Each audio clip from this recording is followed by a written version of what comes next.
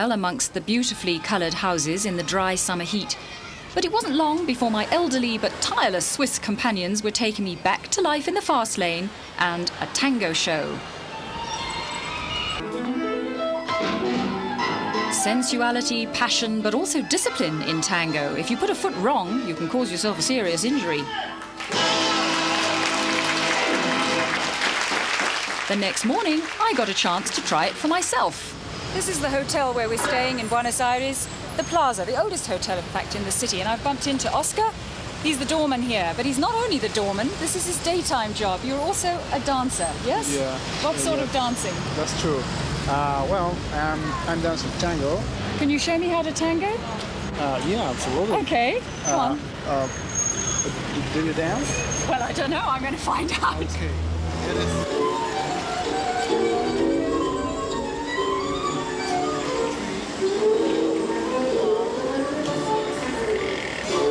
Oscar's dreams of tango stardom have been boosted recently by his landing a small part in Evita, a $60 million movie starring Madonna.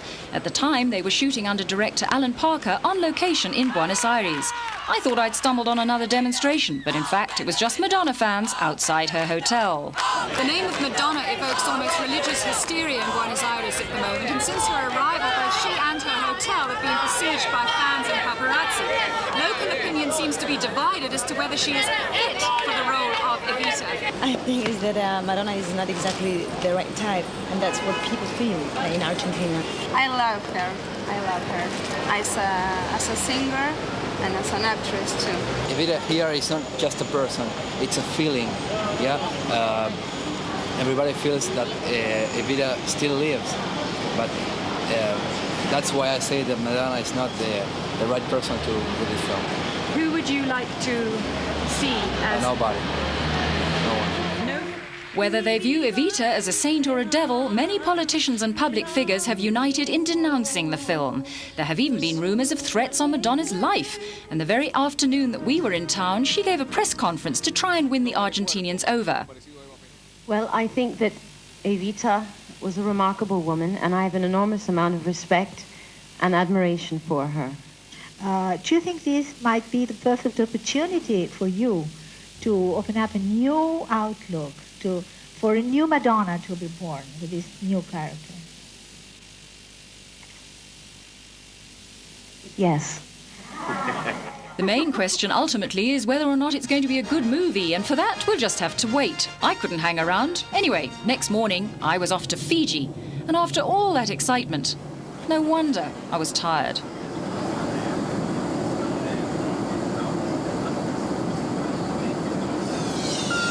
If you know how many times Swissair travels between Southern Africa and Europe and on what aircraft, you can win 2 business class tickets and accommodation in Zurich. For more details about this competition, get your May issue of TV Magazine. Well, for our viewers in Kenya or Uganda, don't miss these. Trapped for a Lonely Man, performed by the Mbalamwezi Players, is on at the French Cultural Centre in Nairobi until next Tuesday. And the British Residents Association Crazy Whist Evening is taking place at the Kibera Club in Kampala tomorrow night. Sounds very white mischief, I think. Well, talking about mischief, what about this? A state of abnormal suggestibility and responsiveness, but decreased general awareness, often brought about by concentration on a repetitive stimulus. Sounds like a lot of fun. Well, have you ever been hypnotized, Penny? I haven't, but I think I do all that without being hypnotized. I think so. Well, whether you've tried to be or not, for those of you who haven't been, but would like to try it, this is the man to go and see. Andre, the hilarious hypnotist, is back due to popular demand, and he's here with us, right? Absolutely. He's right here with us, Andre, and you've brought this entourage of people with you, hypnotized entourage of people. What can you make them do? Well, so we quickly give it a try. Let's see what we can do. All of you sleep. And when I snap my fingers, you'll all be pregnant. You'll not only be pregnant, you'll be in labor, and the baby's on its way. Here we go. Terrible pains.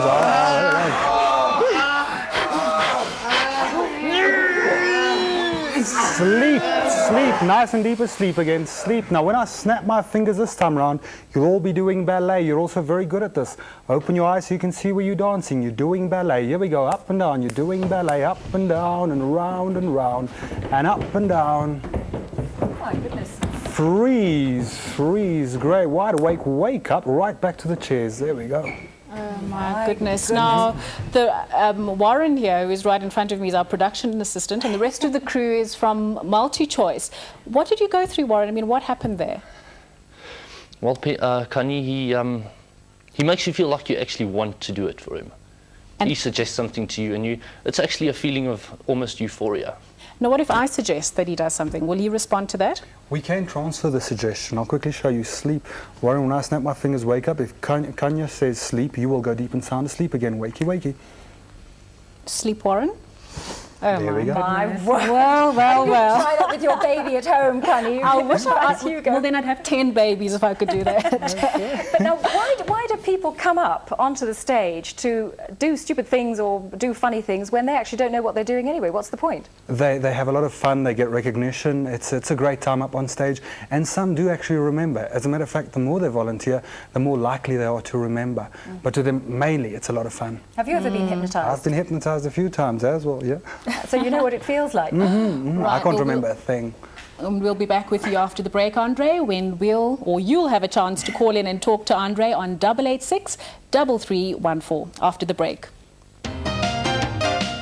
After the break, the woman behind the Mahatma. And you can tap into the mind of the hypnotist, Andre.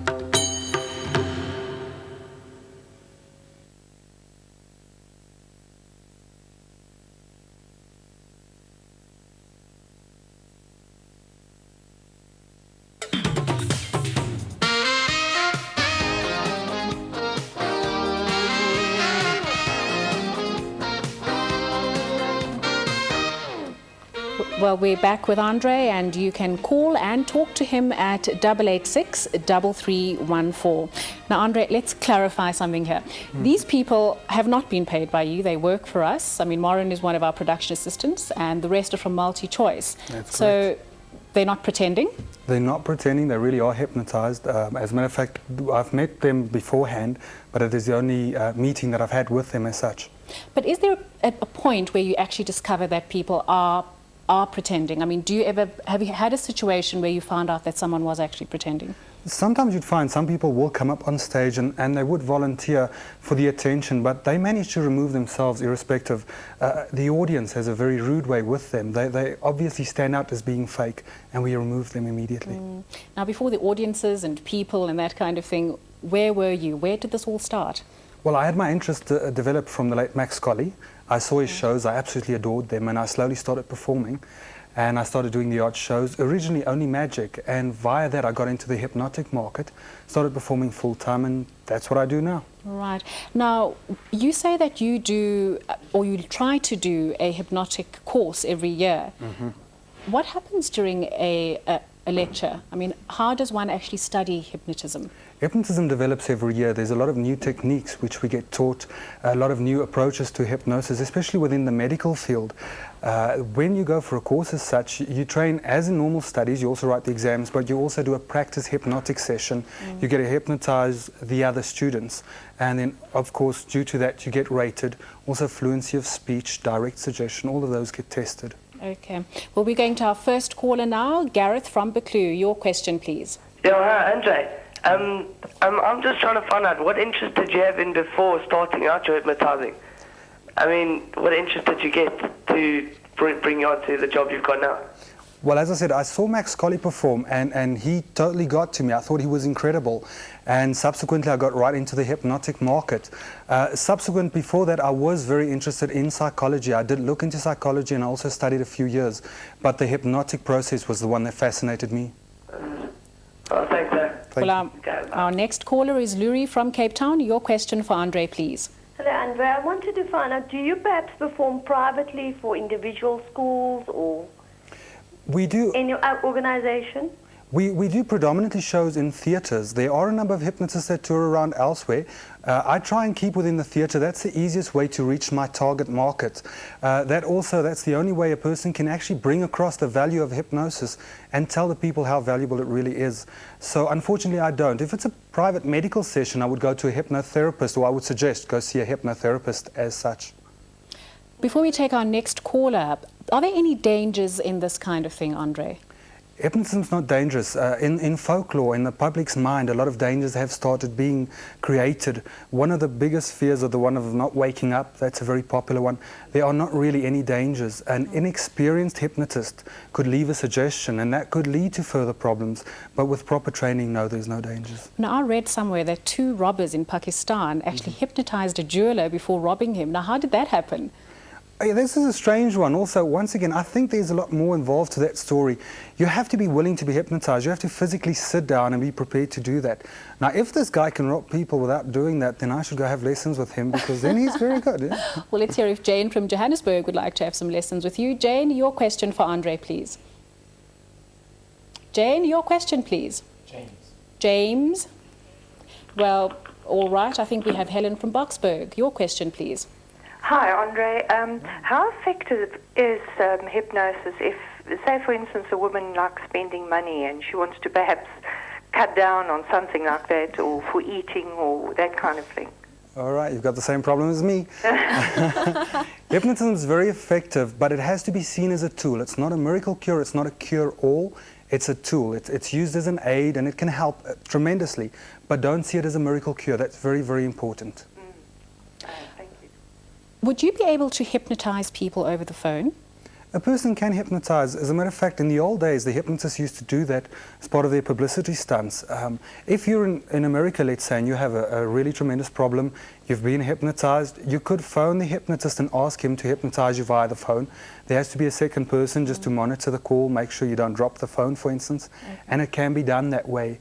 It's obviously within a controlled environment. Right. Now, Mark from Krugersdorp, so we obviously can't hypnotize him. Unfortunately not, no. But I'm sure you've got a question, Mark. Your question for Andre. Yeah. Hi, man. I saw previous of your 2 shows. I think I was in high school, Florida. Oh, great. Hi. Hi, man. Great stuff. Listen, when and where's your next shows? All right, we're opening at the Victory Theatre on the 3rd of May, which is next week, and that's the Victory Theatre in Orange Grove. We're there for approximately 3 weeks. Okay. Great, thanks. Now, these people have been sitting here and sort of listening to what we've been saying. Can you still hypnotize them? Are they out of it now, or...? They stay under hypnosis, or not under hypnosis. They're awake right now, but I can induce the hypnotic process immediately again. Can you do that with Warren? With Warren, sleep Warren. There we go. So it's very quick. And could he hear anything? Could you give him any instructions now? All right, Warren, when I snap my fingers, you wake up. Your hand will be stuck to the chair right over there, and you cannot get it free. Wakey, wakey, rise and shine. Warren, try and lift up your hand for me, please. Warren? I cannot. You cannot. I cannot. Finally, he's resisted. Finally.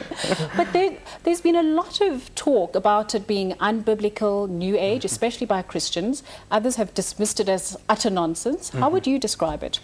Hypnotism is the cure of the decade, if I can put it that way. It's got a tremendous big medical use. Unfortunately, because of its misconceptions, a lot of people believe that hypnosis is dangerous. Once they realize they don't lose control, hypnosis is no longer difficult. And then that whole perspective of fear, the satanic side of it, that all falls away. Warren has got control. If I leave tonight, he will get free. But we can leave him like this for the meanwhile and keep him there. Well, while he's like that, let's speak to Hermine from Krugersdorp. Your question, please. Your question for Andre, Hermine? Well, I think we've lost Hermine. Well, let's speak to Dwayne from Johannesburg. Dwayne, your question, please. I think all these callers are hypnotized, Andre. They can't even talk to you. So let's try one more time. Lorraine from Benoni. I'm convinced. Okay, well, I'm going to ask you one more question. You have a show coming up on the 3rd of May at the Victory Theatre in Orange Grove. Could you tell us a bit about that? What we do is we call up volunteers, so people can come along and they can actually take part in the show. We call them up. They do a lot of strange, weird and wonderful things. They do ballet, breakdance. We've changed the show entirely from what it has been in the past. So it's a totally different show, a lot of fun and great family viewing. Right, so the whole family can go and there's no harm on children or anything like that? No harm, and those that do not want to volunteer, they don't have to. They can actually sit down and watch. We'll be looking forward to that. Thank you so much for talking to us, and thank you guys for volunteering to be on the show. Penny? And Warren's still stuck in his chair forever and ever. International film director Cheyenne Benegal's The Making of the Mahatma opens in Johannesburg and Durban tomorrow. This epic film, which chronicles the 21 years that Gandhi spent in South Africa, also tells the remarkable story of his wife, Kastuba. Gandhi's 21 years in South Africa transformed him from a shy young lawyer to a man who perfected his weapon of non-violence. It was in South Africa that he became the Mahatma. You want me to go to jail? No, I don't want you to go. You must make your own choice. History has been short on the role played by his wife Kastuba in the early political struggle in South Africa and later in India. In the making of the Mahatma, Kastuba's supportive but challenging nature is portrayed by Indian actress Pallavi Joshi. If we are talking about a 19th century woman, and we are talking about a time when women were completely devoted to their husbands, so much so that an Indian woman probably wouldn't raise her voice against her husband and would not be in a position to state her wishes at all. At that point of time, Kasturba Gandhi was one strong woman who had a mind of her own, who was a complete person, an entire character within herself. I will not allow these to be returned. And that necklace with 50 guineas, that was given to me. What right do you have to return it? These jewels were given to me for my services to the community. Here I work night and day. Is that no service? I slave like an untouchable, serving all and sundry. I'm going to write to Rustam Kaka returning all these jewels. They shall be kept in a trust for the community. Just a hard, uncaring man. In most Indian movies, the female characters are relegated to song and dance routines or glamorous bit parts. Shyam Benegal is one of the few directors creating major roles for women. Actually, I'm very unhappy with the way Indian women are projected in the commercials, in the commercial cinema. They're just used as a showpiece. They're there just to dance and to sing and just to wear, extravagant dresses. I think there's more to an Indian woman, more to her personality than what is actually shown. And I'm very glad that I've done this kind of a role. And I'm glad that these kind of women existed and are still existing in India. Up next, behind the scenes at the FNB South African Music Awards and the brand new Cucumber Zoo video.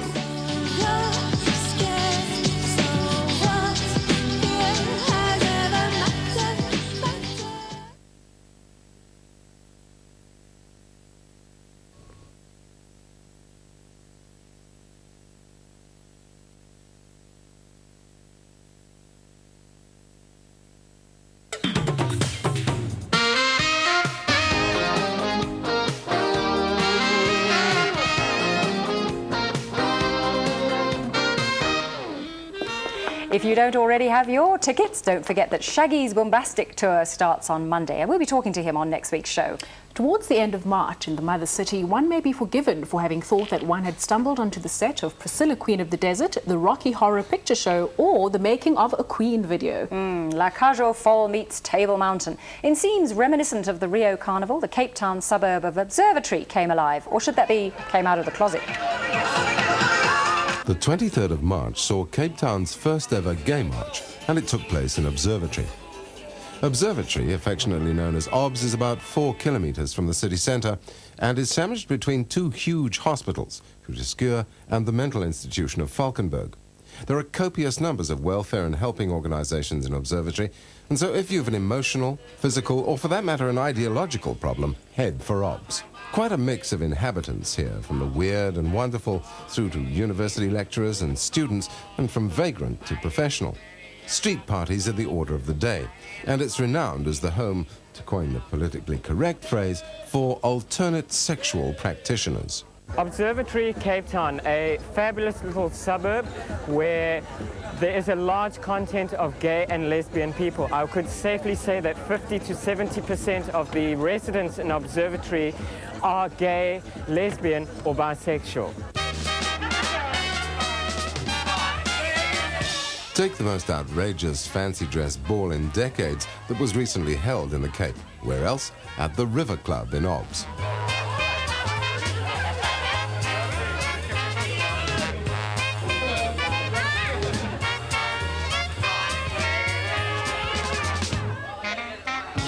But back to the march.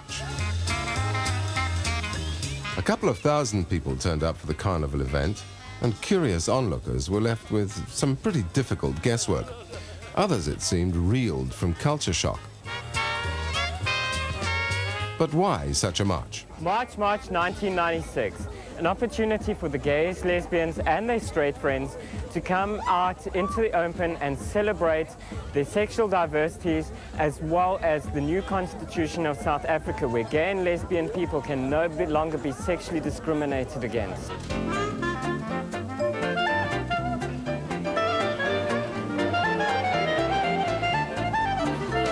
The marchers wound their way to a makeshift stage and the party was on. They say that South Africans are perpetually embarrassed. I don't agree with them, and tonight we are going to show them exactly what the fuck is going on here right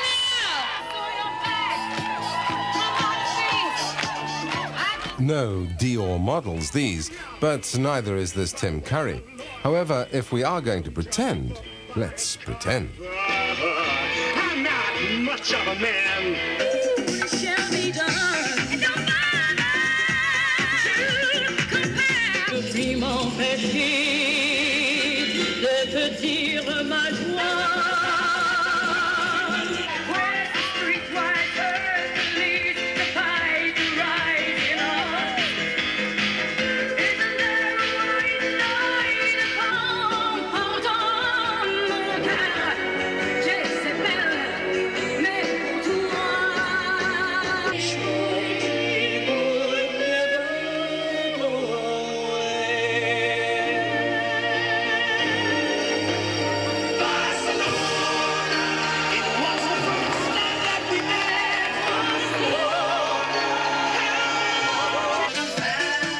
The after-party almost turned into chaos when somebody blupsed and forgot to have the main road through Obs closed to traffic. This female traffic officer made the fatal mistake of trying to restore order. She fled in horror. I think it's wonderful. But if one of them pulls a move on me, it's over. I think it's wonderful that we've finally gotten together and had a parade or some sort of gay pride thing. Obs will never be the same.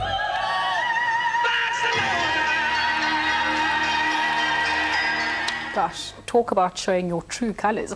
Over the past few weeks, we've brought you many of the nominees for the FNB South African Music Awards. Well, the weeks of anticipation have came to a head this past Saturday night. Yep, indeed they did. Many of South Africa's local motions took to the stage, proving that our country is slowly but surely producing the kind of talent which can compete with anything from overseas. Front Row went to get a different perspective on what's involved in putting together such a complex production. There were 96 nominees and 32 awards presented at this year's FNB South African Music Awards, held last Saturday in the Alberton City Hall. Front Row went behind the scenes to discover what went into the celebration of local talent. It's not quite the Grammys yet, but producer Mark West is moving in that direction. The special challenges this year particularly are the fact that we're going live music, which we haven't done in past years. And naturally we're trying to fall in with the rest of the world and their award ceremonies. Okay, we want it to be slick, we want it to be television-wise, okay, we need it to kind of like roll like the rest of the world does. Rock and roll more like it, with everyone who's anyone in the music industry pulling in to get a piece of the action. Controlling a 3-hour-long live show is a challenge for any production team. Director John Bowie had his hands full maintaining the tempo of this musical feast. There's quite a few variables in this show, and the biggest variable is the length of the duration of the acceptance speeches, the thank you speeches. And in some award ceremonies, what they have is a music that they can pump in if they start talking too long. But in this case, all we've got is David Yates to make threatening gestures at them if they go beyond so many minutes. And cut. Most of all, I'd like to thank my dad. My mom. I'd like to thank my family, the original Evergreen. Especially thank the judges for having a good ear. From a soundman's point of view, this was no walk in the park with 12 musical acts to juggle. The camera department also had their hands full. Have you ever sat there on your couch wondering how they get those high-angle shots? Well, this contraption is called a Jimmy Jib. But enough of that. Let's get down to the nitty-gritty of who won what. Newcomers Cucumber Zoo won the Rookie of the Year award. Incredibly affirming. It's always wanted to do it for South Africa, and it makes us feel like South Africa feels we're doing it for South Africa, and that's just wonderful. It was a dream night for the Vicky Sampson camp, winning Best Pop Album, Best Music Video, and the FNB summer goes to, I cannot believe this. Did you pray, Vicky?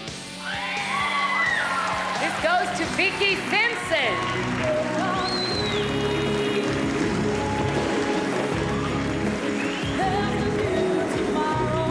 Oh, my African heart is beating that much faster. Ladies and gentlemen, please welcome live on stage Reggae's regent, Lucky Dube.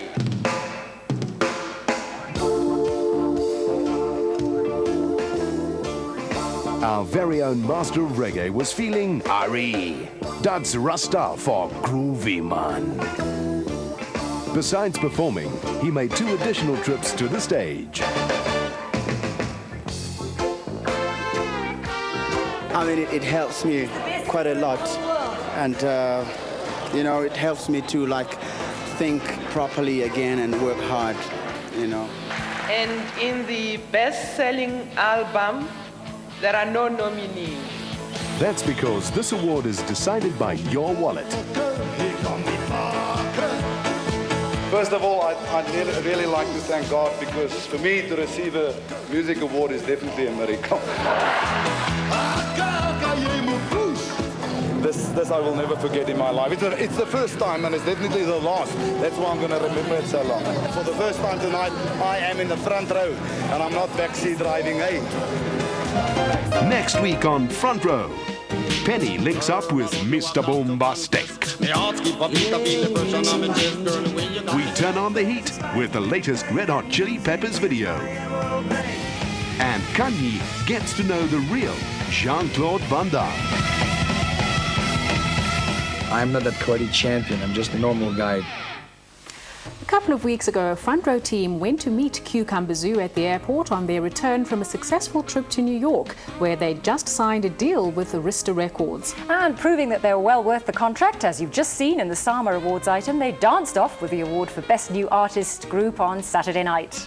Shaven-headed neo-hippie members Lavana, Owl and Tsatsiki, and you thought Kanye Lomomkize was difficult to pronounce, embody a broad range of creative approaches which they use to zany effect in not only their music but in their videos and live performances. Yeah, so join us for a genuine, organic, emotional experience. Cucumber Zoo's Cloud Eyes. Good night. Good night.